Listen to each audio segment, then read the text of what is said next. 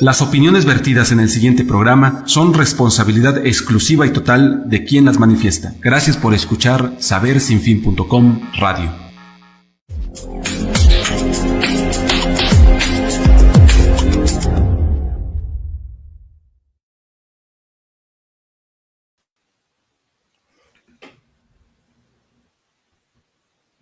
¿Qué tal, amigos? Muy buenas tardes, tengan todos ustedes bienvenidos como cada semana a su programa Caminos sin Fronteras. El día de hoy, como siempre, tenemos el gusto y el honor de que nos acompañe nuestra gran amiga Gaby González, y también tenemos el honor de que nos acompañe un joven muy talentoso, y vamos a tocar un tema bastante interesante que muchas veces a las personas les resulta un poco controversial.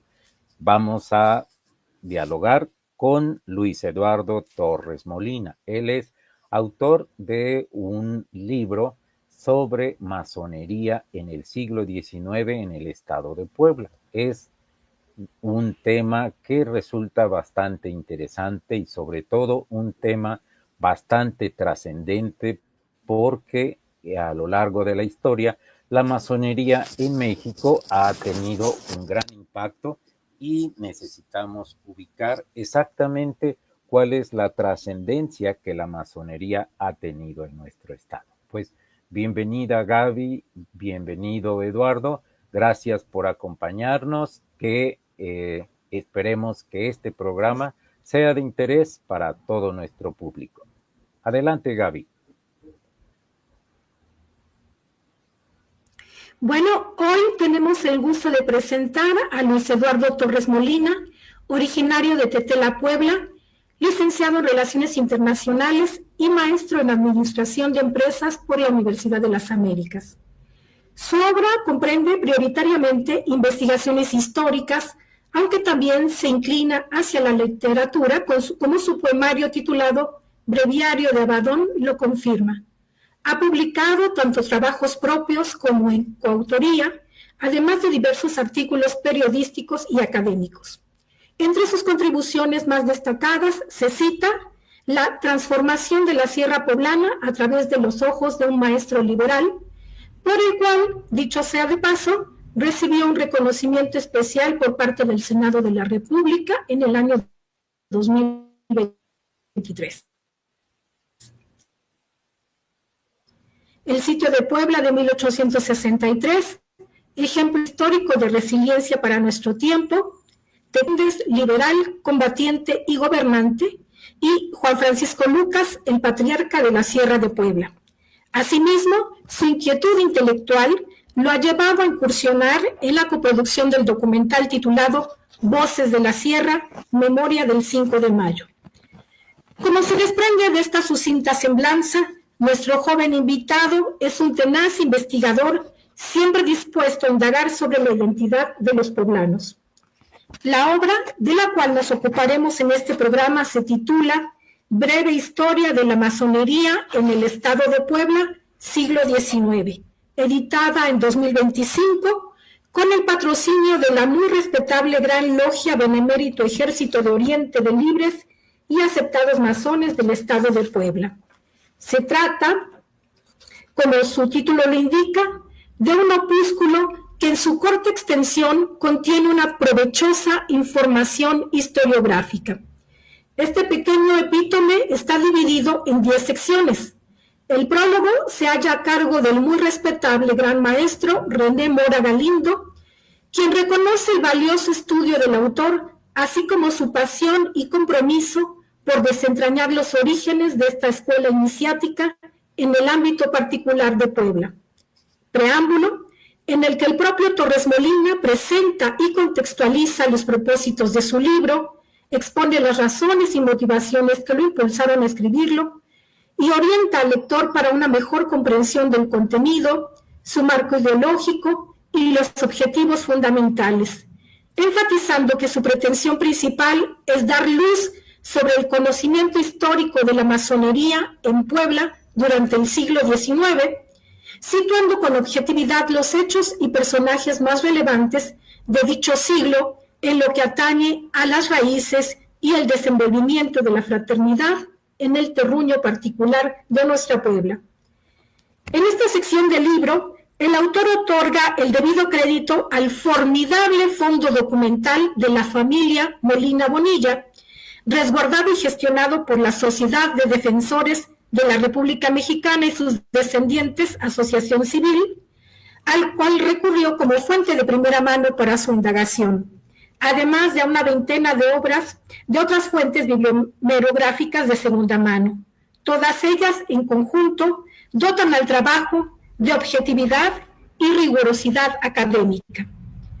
En la sección Breves Antecedentes se ofrece una revisión panorámica sobre investigaciones antecedentes concernientes al origen de la Gran Logia, emplazada en Londres hacia 1717, para luego trasladarse a Boston y de ahí irradiar a otros lugares de América.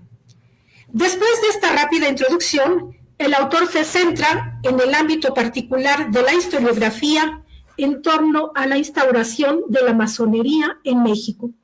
Para ello, cita fuentes imprescindibles que datan del periodo de estudio, bandos, cartas administrativas, epistolarios personales y documentos inéditos, entre los que resalta la alusión al fondo del capitán insurgente Juan Nepomuceno Bonilla, así como al diccionario enciclopédico de la masonería de Lorenzo Frau. A este apartado le sigue el acápite en el mismo tenor que el anterior, pero circunscrito a la masonería poblana. Es de resaltar que, como explica el autor, a mediados del siglo XIX ya existían en Puebla 8 logias del rito York, lo cual indica que nuestro estado fue terreno fértil para la masonería, impulsada muy probablemente mediante la escuela lancasteriana, corriente educativa en boga en México para esa época, y posteriormente con el apogeo de las ideas liberales que chocaban contra los conservadores. Con abundantes, concretos datos e ilustrativas explicaciones, Torres Molina va develando todos los avatares que suscitaron el arraigo de la masonería en Puebla, a la vez que va contextualizando datos relevantes sobre la vida social y política del Estado y ciertos municipios. Igualmente, vislumbra conexiones entre grupos religiosos no católicos con la masonería y ofrece las claves de grados, reglamentos e integración y estructura de las incipientes logias, que hacen suponer la influencia de personajes franceses o europeos avecindados en Puebla para la conformación de estas, indisolublemente ligadas a la búsqueda de la libertad, la virtud y el progreso. En el capítulo Masones poblanos ilustres de la Sierra Norte, el autor provee una lacónica pero honrosa semblanza de los masones pioneros, prohombres y defensores de la patria en el territorio de Puebla. Esta sección del libro, como las demás, se acompaña de fotografías del acervo ya citado, de copias facsimilares de documentos y símbolos que resultan por demás interesantes.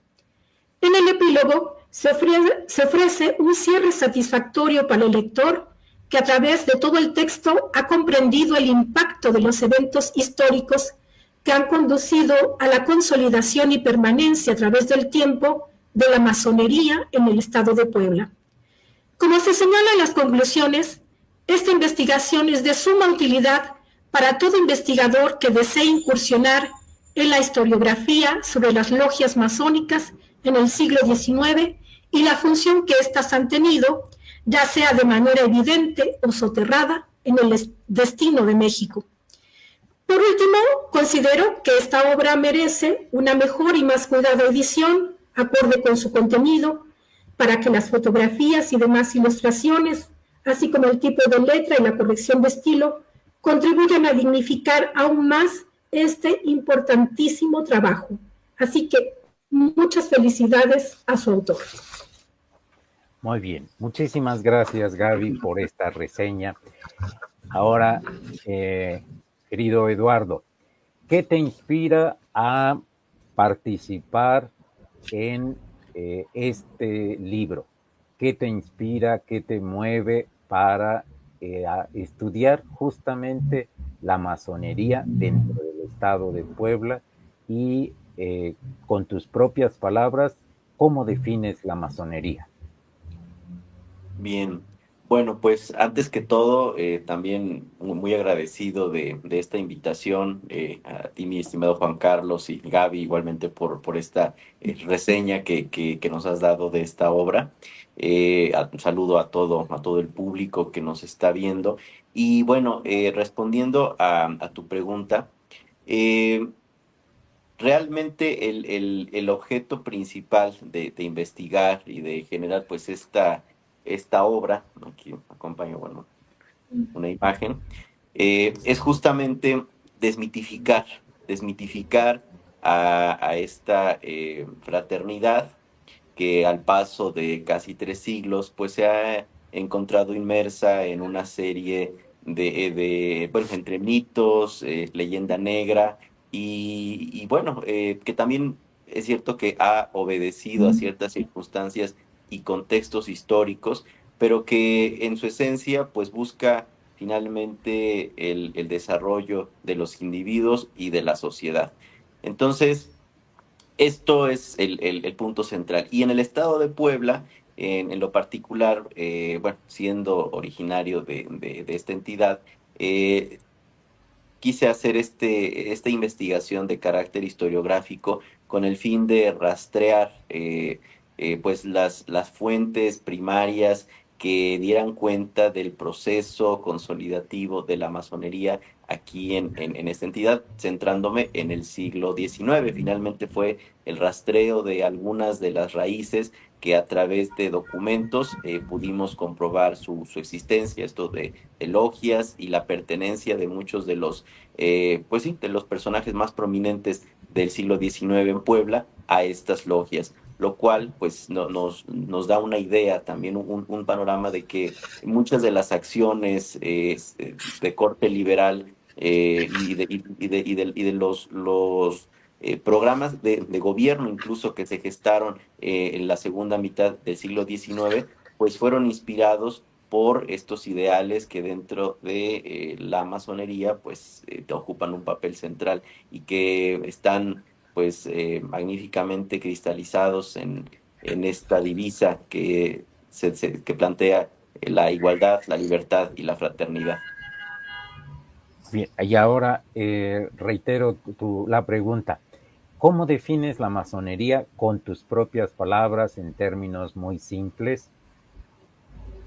Bien, puedo definirla como una orden, es literalmente una orden moral que estudia o se centra en la filosofía moral, en la fraternidad y el amor a los semejantes, que fue instituida por personas que buscaban develar pues conocimientos que fueran útiles para uno mismo y para la sociedad. Ahora, en tu caso, ¿qué trascendencia ha tenido y tiene la masonería en nuestro estado? Bien, como pude documentar durante el siglo XIX, y si bien esta obra no se centra ya en el siglo XX, pero también identifiqué pues varias fuentes documentales que hablan de la participación de prácticamente, bueno, una buena parte de los gobernantes y de personajes prominentes de la vida social del Estado dentro de las logias masónicas, lo cual implica que la masonería tuvo un papel central en estos procesos de carácter social, económico, político que vivió pues buena parte bueno, el Estado en buena parte del siglo XIX y el siglo XX también.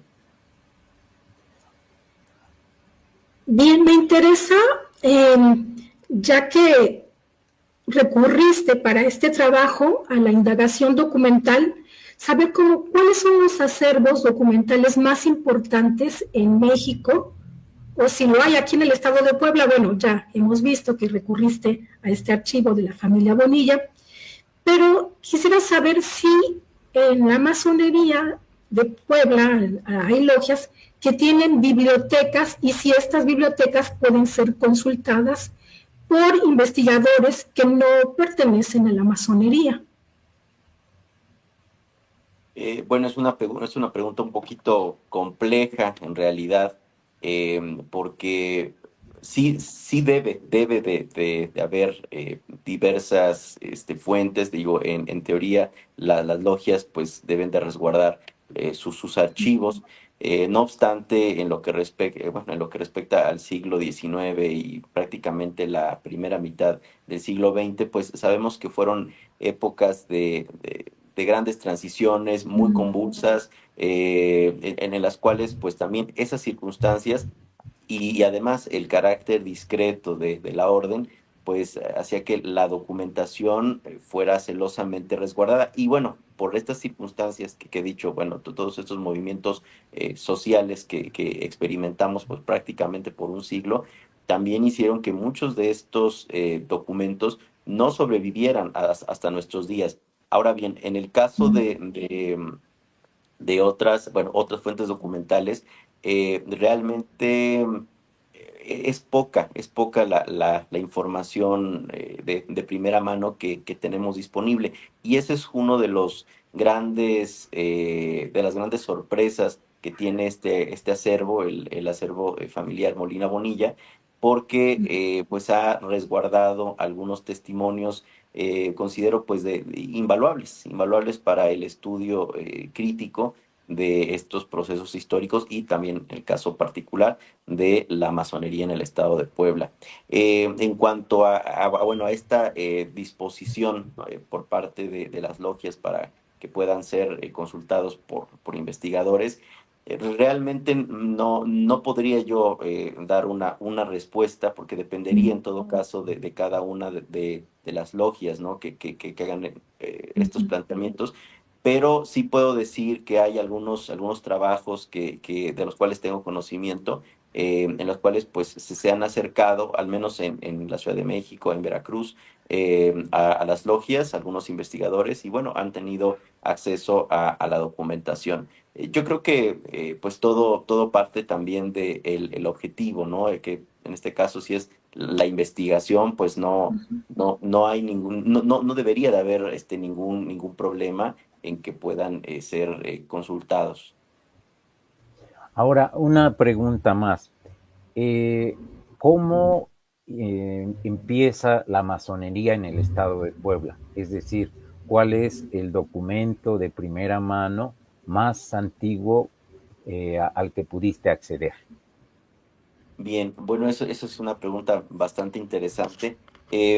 Algo fehaciente que diga aquí inició la masonería, digo, por ponerlo en términos un poco ilustrativos, no pude localizar aún al menos un documento de esa naturaleza, pero sí hay un indicio muy relevante, que se trata de un bando del Santo Oficio, que está fechado con fecha 15 de julio de 1815.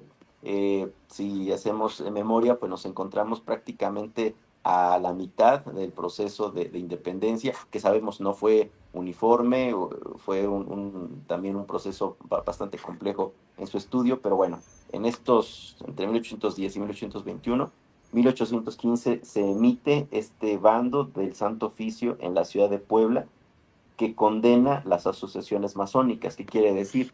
Que el Santo Oficio, la Inquisición, identificó que existían ya logias masónicas en ese momento. En consecuencia emite pues estas medidas. Entonces, para mí este es el punto central, o el punto de partida más bien. Y bueno, más adelante, ya en una investigación igualmente de carácter bibliográfico, pudimos constatar que para posterior a la consumación de la independencia, pues hay algunas logias de Rito York en el estado de Puebla, particularmente aquí en la ciudad, en Ciudad Cerdán, en Atlisco. No obstante, no sabemos los nombres ni quiénes formaban parte de estas primeras logias. Ahora, Ahora bien, Sí, perdón, adelante, Gaby. Adelante, Gaby. en cuanto a esta idea de la secrecía que se tenía y alrededor de la cual hay toda una serie de lucubraciones, yo creo que anteriormente, bueno, en el siglo que tú has estudiado, pues como decías, era un México convulso, ¿no? Y entonces, si se develaba quiénes eran masones, pues corrían el riesgo de, pues de morir, ¿no? Pero en esta época, pues ya no es así. Ya no se hacen las revoluciones con armas aquí en México, pero sí se hacen de manera ideológica. Y tú mencionas a muchos prohombres muy importantes, patriotas, que eran masones, pero ahora ya se sabe desde el nombre de quién hizo el prólogo, por ejemplo, ya no es ningún secreto el nombre de quienes pertenecen a las logias. Ahora bien, esta apertura que han tenido los masones en Puebla, me supongo que en otras partes de la República, dan la noción de que perseveran o pugnan por alcanzar la igualdad y la democracia en el país. ¿Qué hombres o qué políticos consideras que actualmente son figuras influyentes en Puebla y en México y sus aportes e impacto positivo que como masones han tenido en la vida pública de México? Si es que se puede revelar sus nombres. En la actualidad, perdón. Sí, en la actualidad. Bueno, una de las premisas, bueno, antes que ello, sí quiero aclarar que esta apertura, en realidad a nivel global, es muchísimo más perceptible.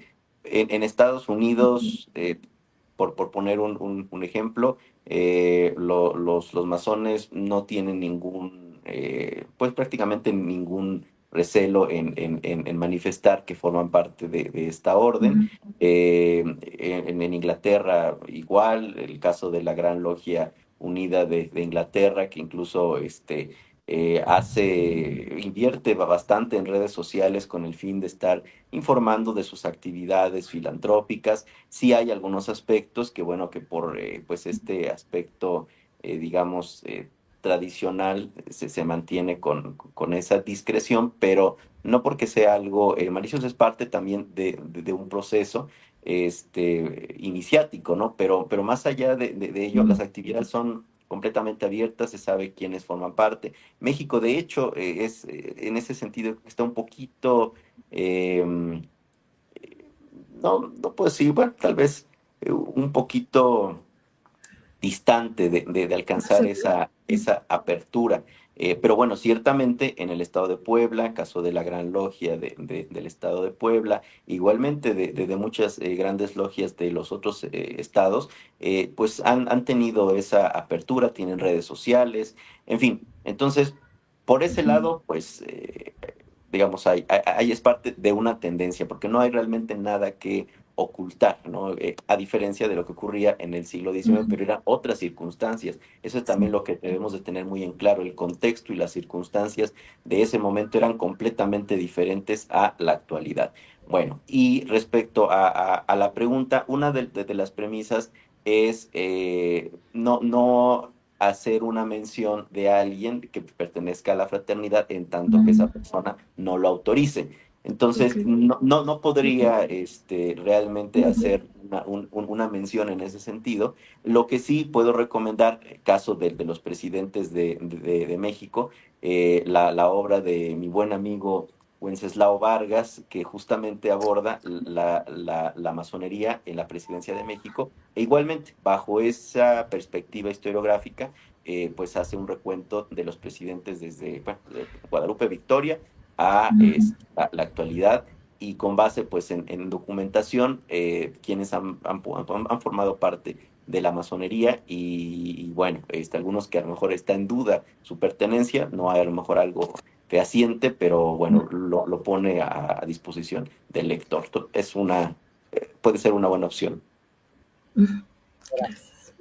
En este momento, cuando la masonería pasó de ser secreta a discreta, ¿cuál es la trascendencia que tiene la masonería en este momento aquí en el Estado de Puebla? ¿Qué tanto genera cambios sociales? Perdón, lo último no lo alcancé a escuchar muy bien. Reitero la pregunta. Decía que cuando la masonería pasó de ser secreta a ser discreta, en este momento de apertura, donde las logias se dan a conocer más abiertamente, ¿cuál es la trascendencia que la masonería tiene en este momento en el estado de Puebla? Bien, yo creo que el punto central de esta trascendencia es la formación ciudadana. Eh, Finalmente también, como parte de este proceso, pues tiende a esa formación ciudadana de conciencia social, bueno, el individuo con conciencia social, y que sea responsable de su entorno. Ya cada quien como lo puede encaminar, incluso en el ámbito público o desde sus trincheras particulares, profesionales o cualquier otra, pues yo creo que esa es una contribución pues, precisamente a la construcción de una mejor sociedad, ¿no? Y que sabemos que actualmente pues nos encontramos a retos muy, muy complejos en Puebla, en México, a nivel global, y que inciden también lo global en lo local, y en donde se necesita pues también que haya personas que sean críticos, pero también que sean propositivos. Y ese es uno de los puntos centrales como valor que considero pues aporta la masonería en la actualidad. Mi pregunta va sobre todo en sentido de que alguna vez escuché a un ciudadano que decía: la masonería se reviste de gloria a través de las actividades que han hecho los grandes personajes de la historia. Pero, ¿qué están haciendo los masones en este momento histórico, en este momento en que estamos viviendo? Y tu respuesta me parece bastante coherente.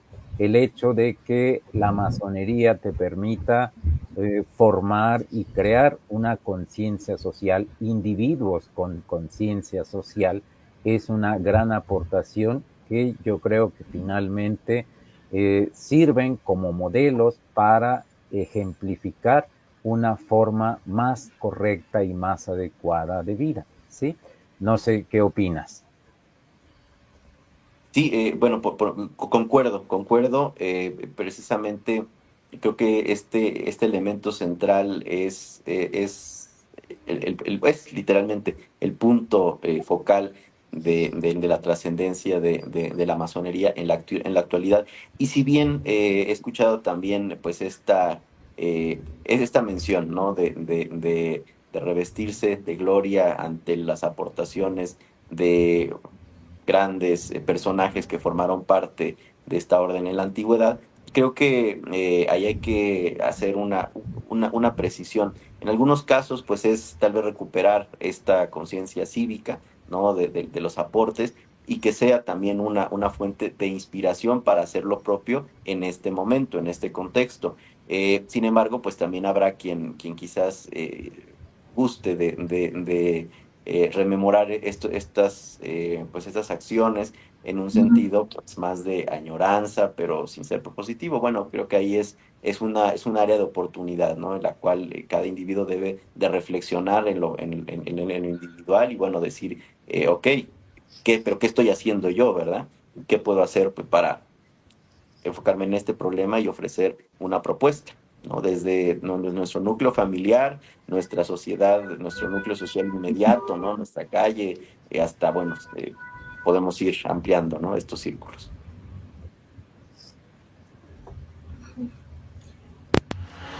Adelante, Gaby. Ahora bien, en tu libro gracias, haces una ligera relación entre la masonería y la escuela lancasteriana.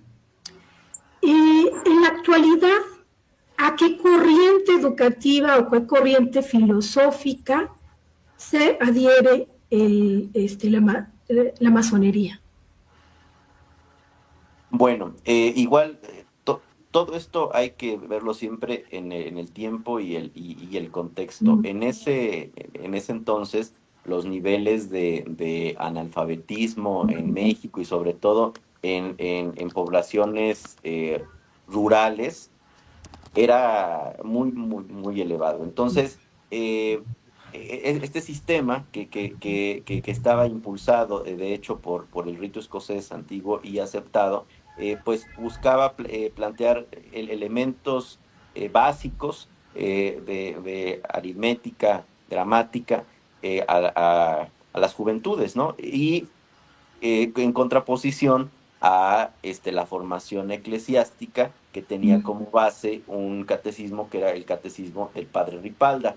Entonces, pues sí hay un punto aquí de inflexión. O sea, niños, individuos, ciudadanos que se van formando bueno, anteriormente con esta enseñanza clerical, y por el otro lado, aquellos que, bueno, tienen esa oportunidad, ¿no? de ser alfabetizados y que, bueno, pueden entonces a comprender su entorno bajo otra óptica, ¿no? Entonces, digo, es un cambio muy, muy importante.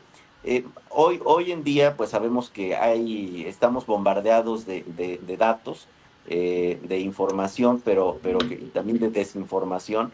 Entonces, más allá de un sistema en particular, yo creo que el valor que tiene la masonería en este momento y en este contexto es ser críticos, ¿no? Y tratar de discernir entre, pues sí, aquello que es, entre este cúmulo de datos, y discernir entre aquello que es información verídica, verificable y que puede ser útil para X o Y situación, y aquella que no, ¿no? Entonces, es más bien ese aspecto, ¿no? De formar un pensamiento crítico y reflexivo.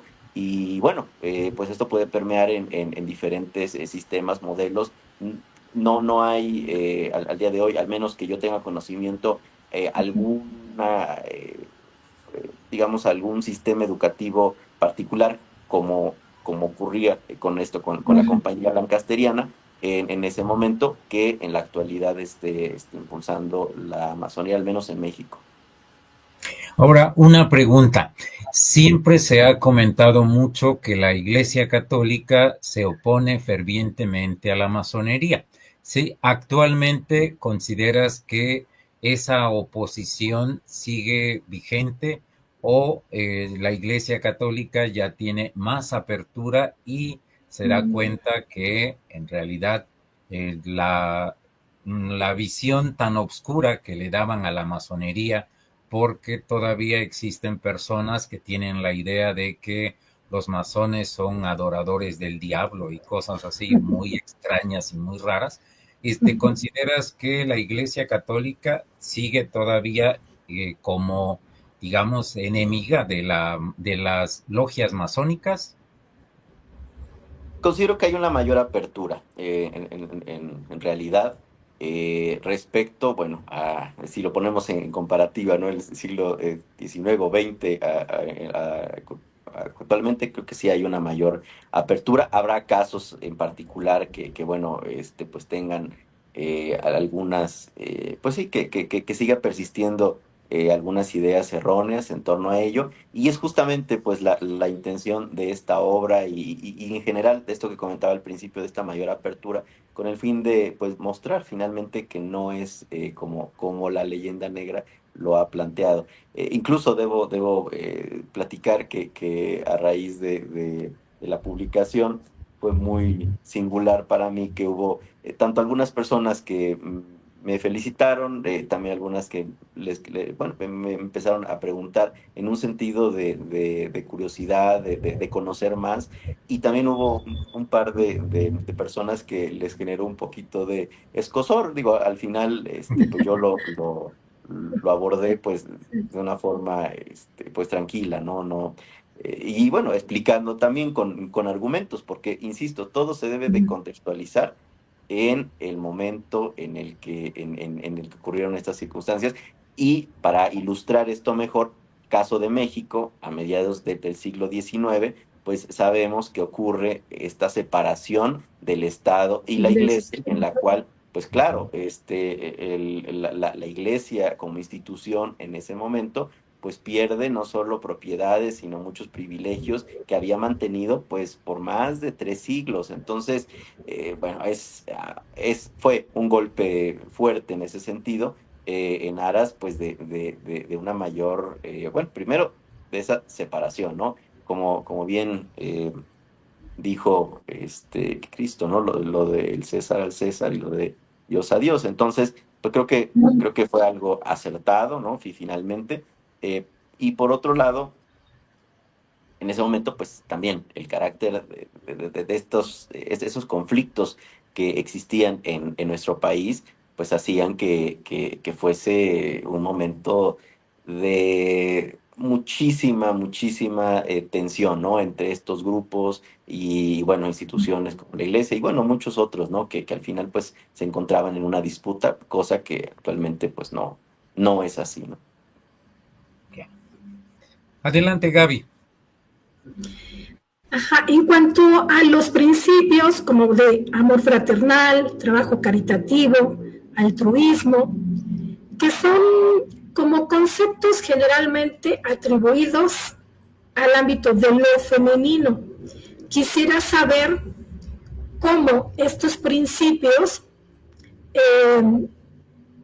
se cristalizan en acciones concretas entre ustedes, los miembros de la logia masónica, y cuál sería el papel de las mujeres dentro de esta organización. Porque, bueno, en el libro no se menciona, claro, estamos diciendo eran otros tiempos, pero en la actualidad hay mujeres que pertenecen a la logia masónica o todavía están haciendo el club de Toby. Las mujeres podemos entrar, por ejemplo, a alguna logia masónica. Bueno, partiendo de la obra en que se están en el siglo XIX, sí quiero precisar que hay un apartado, como dije, bajo este enfoque historiográfico, que bueno, Claro. no son en tradición oral, sino en documentos. Sí encontramos un documento en el cual en Tetela de Ocampo había un club de mujeres liberales. Lo singular, bueno, y Sí. para precisar, en diciembre de 1900, expiden o suscriben un manifiesto intitulado así, Manifiesto de las Damas Liberales de Tetela de Ocampo, que bueno, fue en pro de la igualdad, de la libertad, de la educación laica, algo muy interesante. ¿Por qué es importante? Porque vemos que si bien en un esquema pues tradicional, al menos en el rito escocés antiguo y aceptado, se considera que es exclusivamente masculino, pero vemos que ya en ese siglo hay mujeres con inquietudes intelectuales, sociales, que bueno, forman un club. Y la particularidad que pudimos identificar es que muchas de estas mujeres que formaban parte de este club eran hijas de masones reconocidos, bueno, en este caso, de Tetela de Ocampo. Entonces vemos que sí permea pues en ese núcleo familiar, y bueno, están activas, no nada más pasivas. Ahora, viendo a la actualidad, esto 1900. En la actualidad sí existen algunas logias femeninas y algunas, bueno, se les llama logias de adopción, si no me corrigen por ahí, y también hay logias mixtas. Entonces, yo creo que es parte también de ese proceso de apertura, aunque ciertamente hay algunos ritos que, bueno, mantienen pues estos planteamientos o esta ortodoxia, digamos, en la cual, bueno, tiene Ujú. también una explicación y, bueno, pues se siguen conservando como exclusivamente masculinos. Pero, insisto, sí existen. Ahora, actualmente, Eduardo, ¿tú consideras que la masonería te ha aportado algún punto esencial para tu forma de vida? ¿Qué es lo que la masonería te ha aportado a ti? Bien, en lo personal, un mayor control de las emociones de entrada. No, ojo, no estoy diciendo, ¿verdad? Mantenerlas, sino realmente tener, pues sí, un mejor control ante ciertas situaciones y evitar, pues tal vez, cierta reactividad, por ejemplo.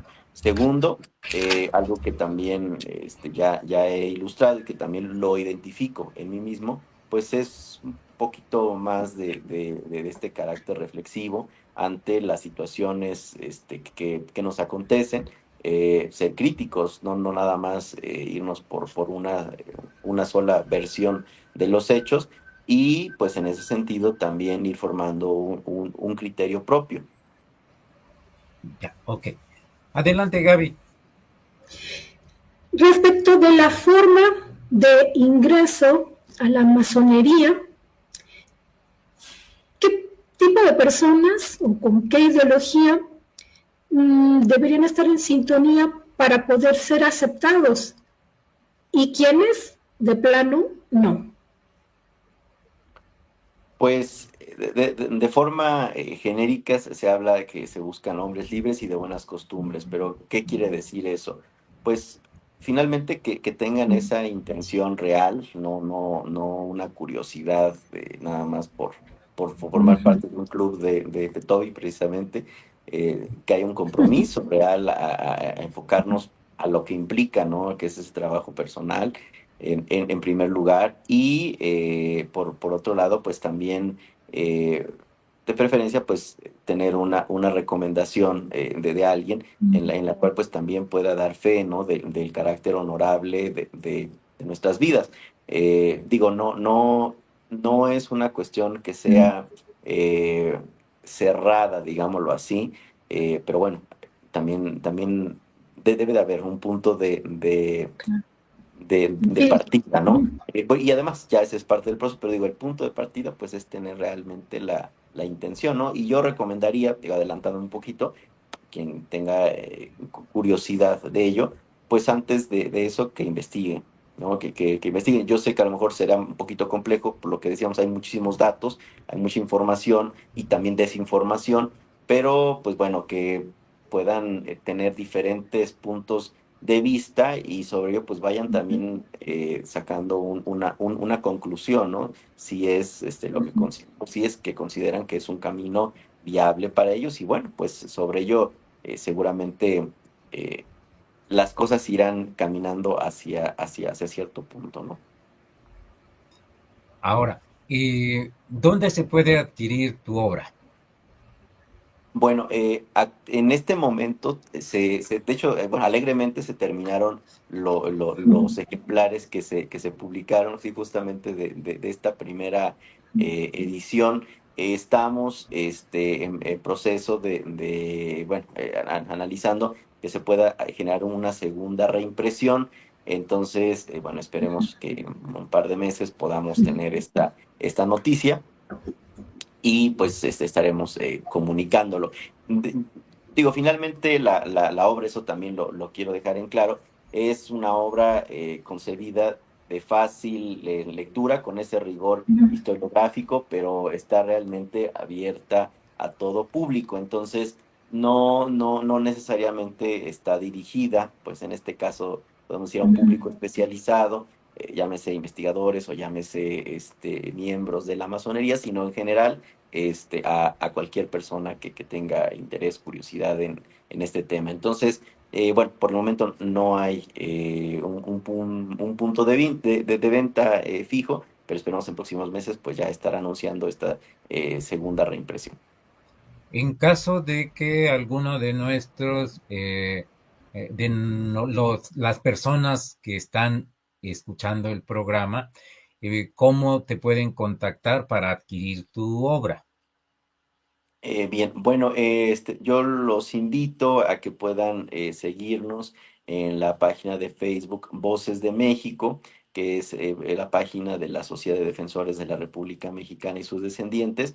Y pues bueno, en un mensaje a través de esta red, pues pueden expresar el interés en un ejemplar para que también pues los tengamos presentes en cuanto se genere esta reimpresión, bueno, poderlos contactar. Ya hay algunas personas que precisamente por esta situación bueno, expresaron el interés, los tenemos anotados en una lista y bueno, pues está, insisto, abierto para todos. Ya. Adelante, Gaby. No, pues solamente me resta agradecerte mucho y qué bueno que haya una reimpresión de este libro porque va a ser muy útil tanto para las personas en general, como dices, público no especializado que quiera incursionar en saber de qué se trata la masonería, como para los investigadores, tesistas de la carrera de historia que puedan estar interesados. Pues, muchas gracias, me pareció realmente muy, muy interesante. Muchas gracias. Ahora, Eduardo, si pudieras hacernos mención de alguno de los personajes más, sobre todo, de mejor trascendencia dentro de la masonería en el estado de Puebla, ¿quiénes pudieran ser? Desde tu perspectiva y desde tu investigación, algún personaje que sea trascendente. Bueno, voy a mencionar dos y uno precisamente porque llega al ámbito nacional, a la presidencia de la República, aunque de forma interina, que fue el general Juan Nepomuceno Méndez. Eh, Se ha documentado de forma clara y contundente que perteneció a la masonería en una logia del rito escocés antiguo y aceptado. Y bueno, pues su trascendencia radica en que fue básicamente la cabeza de pues el grupo de liberales que defendieron justamente la reforma y la soberanía nacional frente a la segunda intervención francesa durante pues este periodo que es conocido como la Gran Década Nacional, término acuñado, por cierto, por el historiador zacateco Miguel Galindo y Galindo. Entonces, él pues llega unos años posteriores a esta gran década, en 1876, a la presidencia interina y si bien estuvo un par de meses, pero implementó algunas reformas interesantes, entre ellas la obligatoriedad de la educación básica, con un corte laico, igualmente abolió la pena de muerte civil, hizo una reorganización del ejército. Entonces, bueno, algunos de los principios pues permearon en la sociedad. Y otro personaje que creo que es preciso hacerle justicia es Manuel Molina, porque un personaje olvidado completamente, no hay pues ni siquiera una calle, alguna plazuela por ahí que recupere su nombre, y fue, de acuerdo a la propia documentación, el primer combatiente en la batalla del 5 de mayo de 1862. Este personaje, originario de Zacapuastla, de raíces en aguas, también pudimos comprobar con un documento del Supremo Consejo de México, en la cual se constata que alcanzó el grado 33 dentro del rito escocés antiguo y aceptado, que es el más grande, el más alto dentro, insisto, de este rito. Entonces, Sabemos que él fue un personaje sumamente aguerrido, no tuvo una participación política, pública, más que en la parte militar, y sin embargo, de acuerdo a sus memorias, las cuales además fueron certificadas por un personaje que no fue masón, uno de los tres Juanes, que fue Juan Francisco Lucas, pero sí un gran liberal en ese sentido, habla de cómo ya una vez concluidos pues esos procesos bélicos y la consolidación de la paz en el Porfiriato, digo, esta paz, esta llamada Pax Porfiriana, pero bueno, ese es otro tema. Él se enfoca a ayudar a los ciudadanos pues de su barrio, de sus comunidades. Fue en cierta forma uno de los promotores que se instalara la iglesia metodista en Zacapuastla, lo cual pues también habla, ¿no? De esta apertura, ¿no? Más allá de que simpatizaba o no, o profesara esa fe, pues es el hecho de ser mucho más abiertos, y también está documentado que apoyó el establecimiento de un par de escuelas para niños indígenas en esa zona.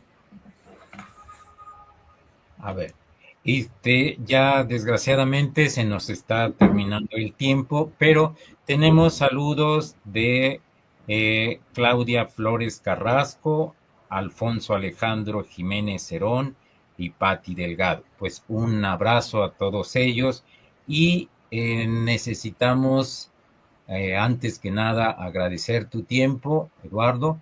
Gracias y esperemos que este no sea el primer libro que publiques con respecto a este tema. Creo que es un tema que da mucho para seguir abordando, para que tengamos sobre todo más conciencia del aspecto fundamental que la masonería ha tenido en nuestra historia. Pues muchísimas gracias a Gaby, gracias reiteradas a Eduardo y mucho éxito con tu obra. Muchas gracias. Felicidades. Muchas Muy bien. gracias. Gracias amigos por estar con nosotros y les esperamos la próxima semana.